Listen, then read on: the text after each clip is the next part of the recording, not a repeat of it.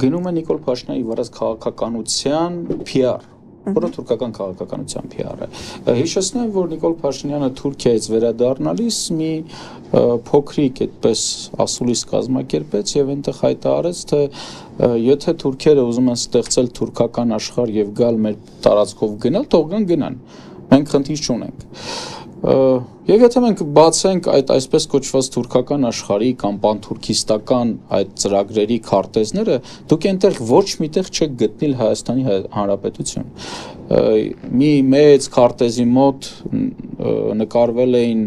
Էրդողանը եւ Գորժ Գայլերի առաջնորդը։ Խնդրեմ թող այդ լուսանկարը վերցնեն այդ մարդիկ եւ այնտեղ փորձեն գտնել Հայաստան։ Այսինքն թուրքական աշխարհի եւ Հայաստանի Հանրապետության համատեղ գոյությունը անհնարին է։ Այսինքն կամ մենք մնալու ենք որպես պետություն գոյություն ունենք, կամ ստեղծվելու է թուրքական աշխարհ։ Այս մարդիկ վարում են նաեւ այդ քարոզչությունը, որ թուրքական աշխարհը վտանգ չէ եւ այո, դա նաեւ թրքացման գործընթաց է, սակայն ես համոզված եմ, որ անգամ եթե հայ ժողովուրդը համաձայնի գնալ թրքացման գործընթացով, թուրքերը թույլ չեն տալու, որ մենք այդտեղ կոմպակտ բնակվենք, որովհետեւ մեր բնակությունը իրենց ճանապարհի վրա ինքնին արդեն վտանգում է թուրքական աշխարհի ճանապարհը։ Եվ այս մարդիկ այս քարոզչությունն են վարում, եթե մենք սահմանափակվենք այս անձանց, հա, ինչ որ 4 կամայական, 4 թե 5 կամայական անձանց, լայնվելու է սա։ Եթե անգամ լավ 50 լինի, հա, եթե 50 կամայական անձանց գործունեությամբ սահմանափակվենք, ապա նրա վտանգները փոքր կլինեին։ Բայց այստեղ չի սահմանափակվում նրանցով, նրանք ընդհանրապես շարունակությունն են պետական քաղաքականության։ Հայաստանի Հանրապետության իշխանությունները վարում են հակապետական քաղաքականություն, որի հետևանքը լինելու է Հայաստանի Հանրապետության լուծարումը։ Սա է խնդիրը։ Այսինքն այս մարդիկ ընդհանրապես պետության վարած հակապետական քաղաքականության մի էլեմենտն են։ Մի այլ էլեմենտը իրենց քարոզչությունն է, այս կամ այն հարցազրույցներն են։ Մի այլ էլեմենտը դա Ադրբեջանի բոլոր պահանջներին ենթարկվելն է։ Նայեք, Ադրբեջանը պահանջել է սահմանադրությունը փոխել, Նիկոլ Փաշինյանը հայտարարել է, որ փոխելու է։ Ադրբեջանը պահանջել է կրճատել հայկական բանակի քանակը, արդեն իսկ օրենսդրական նախաձեռնությունը առկա է, որ Հայաստանի Հանրապետության զինված ուժերը պետք է կրճատվեն։ Այսինքն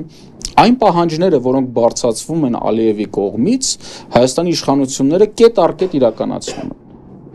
Այսինքն այս ճանապարհը չունի այլ որևիցե տրամաբանական ավարտ, քան Հայաստանի Հանրապետության ամբողջական լուծարումն է։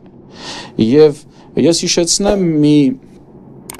այսպես համեմատություն, որ Նիկոլ Փաշինյանը արեց, ասեց, որ փորձում էր արդարացնել այն հանգամանքը, որ մենք պիտի սահմանադրությունը փոխենք։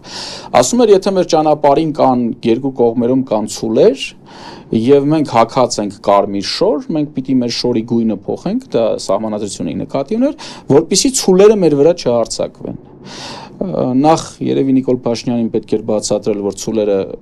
կարմիր գույնը չեն տեսնում, նրանք դալտոնիկ են։ Բայց մեր ճանապարհի աջ ու ձախ կողմում ցուլեր չեն։ Թուրքերը հենց իրենց ասոցացնում են Գորժ Գայլերի հետ։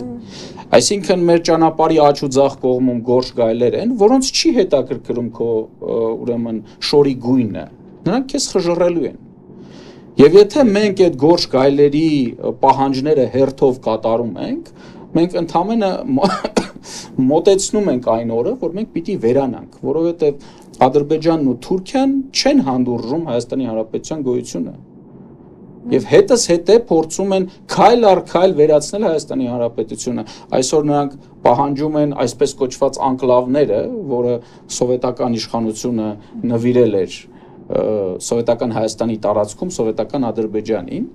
եւ ինչի համար է այդ անկլավները իրենց պետք։ Այդ անկլավները տիրապետելով նրանք տիրապետելու են եւ Իրանի եւ Վրաստանի հետ մեր կապուղիների։